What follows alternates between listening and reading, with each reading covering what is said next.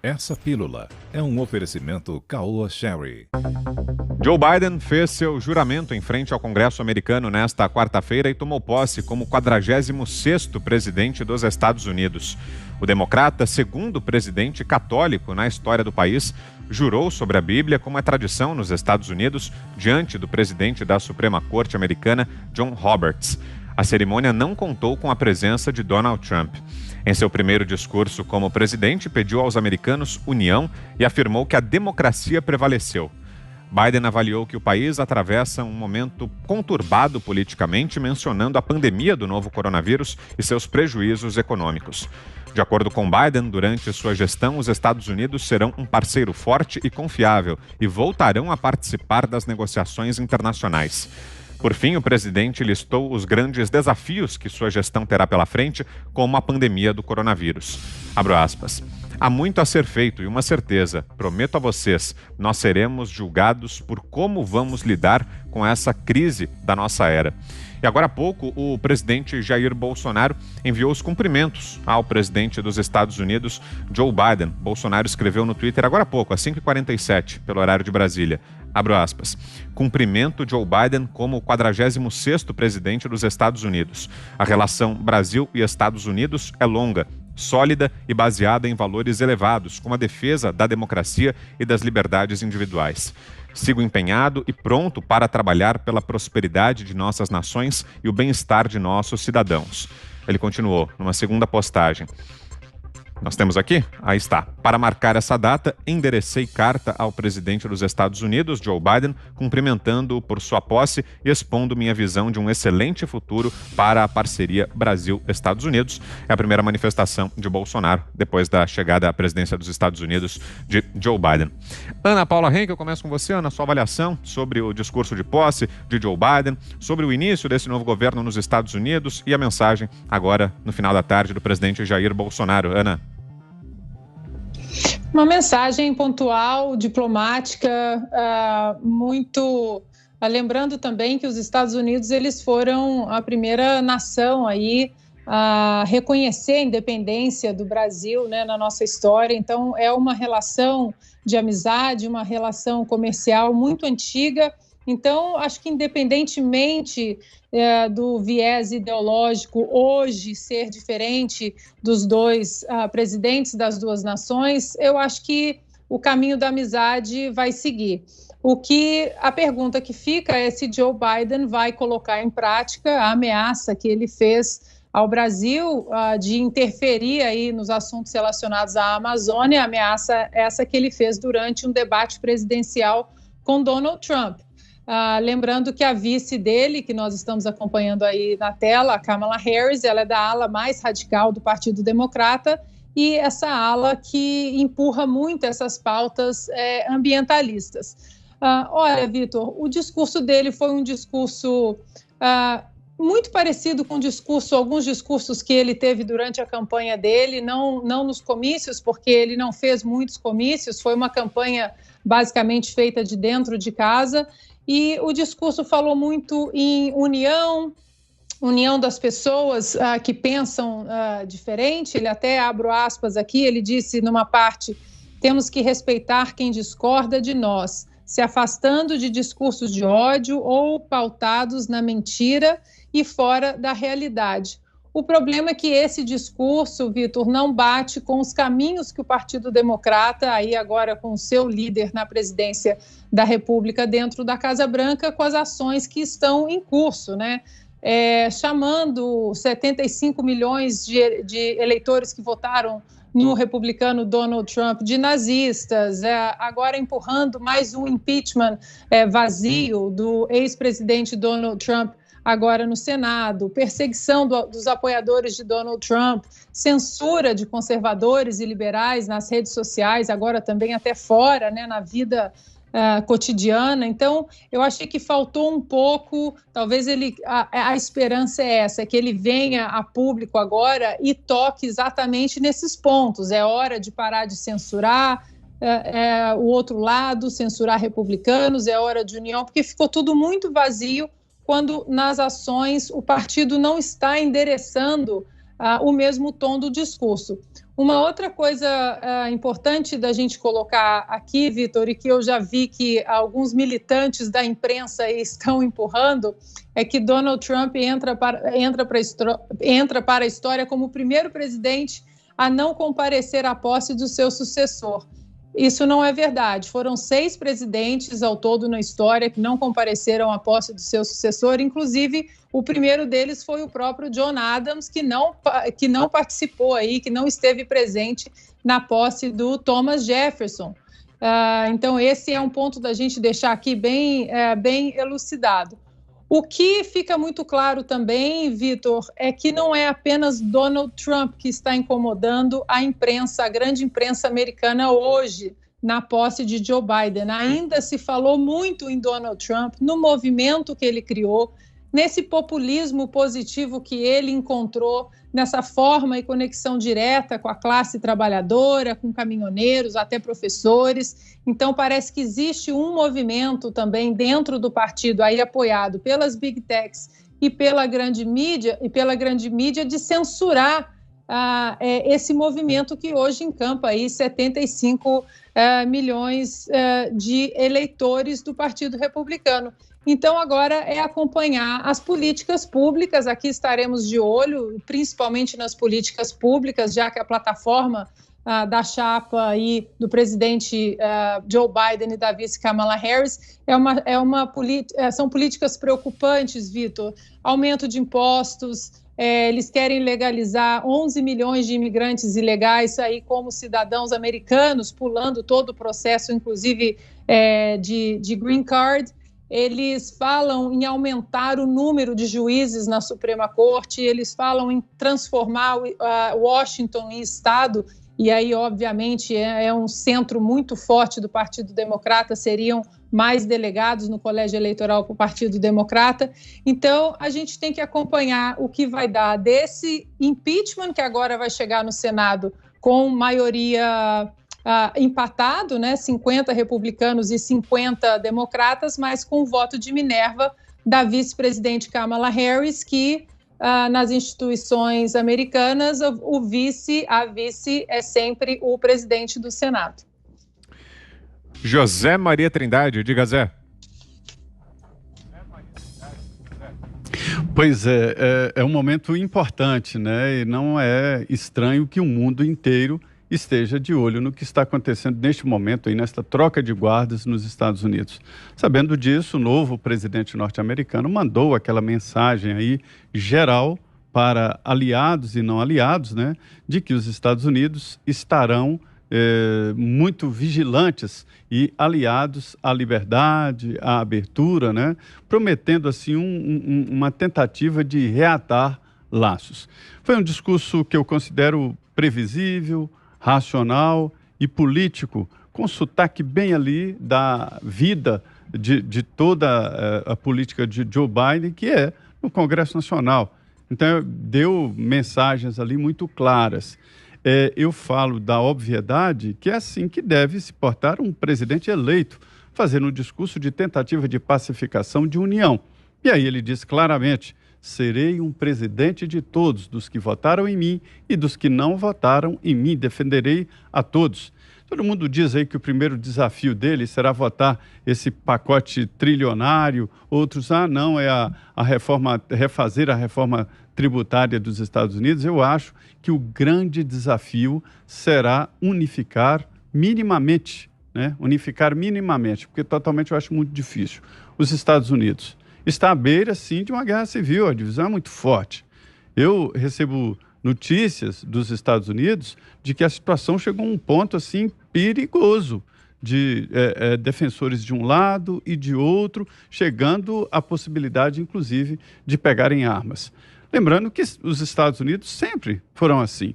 É um país de migrantes, então é muito difícil dizer quem é e quem não é imigrante nos Estados Unidos. É um país formado assim, está na raiz. Então eu achei um discurso importante e acho que Trump deixa um recado importantíssimo ao mundo, chamou a atenção para posições de alguns países aí que têm que ser mesmo combatidas, não exatamente com guerras. Dizem que ele o Donald Trump fala que não abriu nenhuma guerra. Eu acho que ele entrou em guerra contra a China. Uma guerra moderna, não guerra de armas, mas uma guerra moderna por tecnologia, por dados e por informação. Então, eu acho uma troca de guardas importante, mas acho que a configuração da política norte-americana não dá tanta importância assim ao presidente. Acho que um presidente de grandes conglomerados, como Apple e como outros aí, teriam até mais importância, todo mundo ficaria muito assustado aí numa sucessão num desses conglomerados do que exatamente dos Estados Unidos. Este poder dividido aí entre estados, municípios, condados, né? Enfim, a Constituição pequena, deixa o presidente dos Estados Unidos numa importância muito menor do que se atribui a ele. Mas é um símbolo e é importante e, como a Ana disse aí, vamos prestar atenção e ver o que é a campanha, um discurso de campanha e o que é o discurso de poder, de gestão. São dois discursos que necessariamente têm que ser diferentes. Então, ele fez tudo direitinho, né? Chamou ali para a paz e para a integridade do país e este será, repito, o grande desafio dele, tentar unificar minimamente ali os Estados Unidos. Não vai conseguir de todo, mas pelo menos em parte. Você, Fiuza? Exato, é um discurso correto. No entanto, infelizmente, é demagógico, porque a prática do grupo político, né, ao qual pertence o Joe Biden, agora o novo presidente dos Estados Unidos da América, é uma prática de 4 anos de prática antidemocrática, de jogo sujo, né? Passaram 4 anos tentando derrubar o presidente eleito, a verdade é essa. Aí com a participação imunda também de parte da imprensa, inventando situações, conluio com a Rússia, armação com a Ucrânia, e com quem o Trump tinha namorado, e etc, etc. E isso tudo ensejando aí pedidos de impeachment. O Congresso foi usado, né, especialmente a Câmara, durante 4 anos para tentar derrubar um presidente legitimamente eleito. E no processo eleitoral, o comportamento do Partido Democrata, do grupo político do Joe Biden, foi mais sujo ainda, naquela linha de usar a pandemia para acusar o presidente de assassino, né, sem base nenhuma. Nunca se viu um tipo de alegação tão leviana numa corrida eleitoral norte-americana, né? Jogaram muito sujo, jogaram muito pesado, a vice-presidente estimulando, ao mesmo tempo em que defendiam o lockdown irracional, estimulavam aqueles grupos que iam para as ruas supostamente defender questão racial, mas iam para quebrar tudo e para fazer política contra o governo, que era o que a gente estava vendo, ou seja, defenderam violência, defenderam trancamento, defenderam falta de liberdade, atacaram a democracia, fizeram o diabo. Né? E a eleição foi uma eleição completamente suspeita, cheia de indícios de fraudes que não chegaram a ser avaliadas pela justiça, por isso o presidente Trump não compareceu, e agora começa o governo Biden. Né? Quer dizer, as credenciais são as piores possíveis. Mas é claro que a gente é um país fundamental, é claro que a gente deve esperar que algo, né, emerja no sentido de espírito público, mas é difícil, as diretrizes são muito adoentadas, né? Todo esse populismo fiscal, vão entrar em aumento de impostos, né? Quer dizer, você tem realmente um país que teve 4 anos de prosperidade, de melhoria de emprego e renda, principalmente para as camadas mais baixas, redução de impostos. Colocou, de fato, como estava dizendo o Zé e como disse a Ana, a questão com a China, né, num trilho mais responsável do que aquele que vinha sendo preparado pelas gestões anteriores ao Trump, que era facilitar o trabalho da China no seu capitalismo pirata, clandestino, não averiguável, né? Então, é isso. Assim, a gente tem sempre expectativas de que isso se reverta, mas é aquele negócio, né? O script está todo muito apontado para um lado de pouca esperança de uma gestão positiva. Augusto. Bom, o presidente Biden fez, como ressaltaram os meus queridos companheiros, fez um discurso previsível. Ele não tem carisma, né? Não é um líder carismático. Ele vai fazer um governo parecido com o do Gerald Ford, é uma figura que não dá para se esperar muita coisa, mas os Estados Unidos, eles também são prisioneiros aí do chamado Destino Manifesto. É a única superpotência militar do planeta, a única.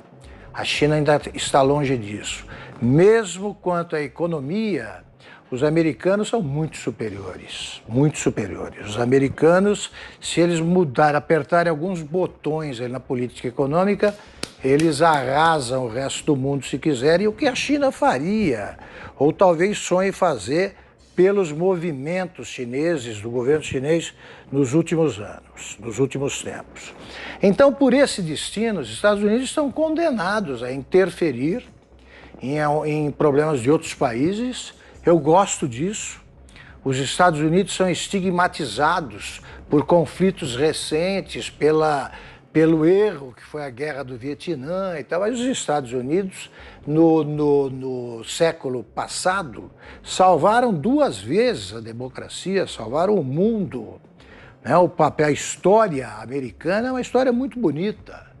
Muito bonita. Esse pessoal aí que fica falando do grande Satã, tio Sam, isso aí são umas bestas quadradas. Aí. Não assistiram nem matinê de cinema, até por ali você aprende o papel dos americanos, com erros que todas as nações cometem e tal, mas com um saldo magnificamente positivo. Magnificamente positivo. Eu gosto, por exemplo, dessas atitudes dos Estados Unidos aí de mocinho de cinema. Não querem entregar o Noriega do Panamá, né? O tremendo traficante de drogas lá, fantasiado de presidente. Eles vão lá, pegam, invadem, pegam e prendem. Porque ele tinha cometido crimes aí enquadrados pela lei americana. Então é assim que eu gosto de ver os Estados Unidos. Deixa o pessoal falar que não sei o que, americanófilo, tá melhor. Melhor do que torcer pela Coreia. Tal. Os Estados Unidos têm mais cara de mocinho. Acho que a história seria diferente se o Trump tivesse alguns anos a menos. Porque com a votação espetacular que ele teve, foi a votação dele. Essa votação, sem paralelos, sem precedentes, o tornaria candidato obrigatoriamente aí na próxima eleição, com grandes chances de vitória. Eu acho que a idade prejudica, né? Porque até tem uma idade razoável, o nosso Biden aí. 78. 78. O Trump terá... 74, se eu não estou enganado. Então terá em 80... Chegaria a 78 também. Pois é, então ainda, eu pensei que fosse mais, aí ele pode ser candidato. O que é um caso sem precedentes. Né? Um presidente que se transforma num líder parecido com o de outros países, tem uma votação própria. Pessoal, é um caso que eu não conheço nenhum outro parecido. Então existe mesmo, chamado trumpismo. Mas não acredito que os Estados Unidos se aproximem de qualquer coisa parecida com guerra civil. Tensões nós vamos viver nos Estados Unidos. Tensão eles viverão, como já viveram muitas. Mas eles já viveram também a guerra civil mais sangrenta da história. Né? Foi uma guerra para ninguém botar defeito. E eles aprendem com a história. Com a história. Eu acho que tudo somado, os Estados Unidos vão manter parcerias históricas, e incluída a parceria com a parceria com o Brasil, e acho que eles estão condenados, repito, a segurar o apetite insaciável da China e a arrogância da China. Os Estados Unidos saberão conter a arrogância dos chineses.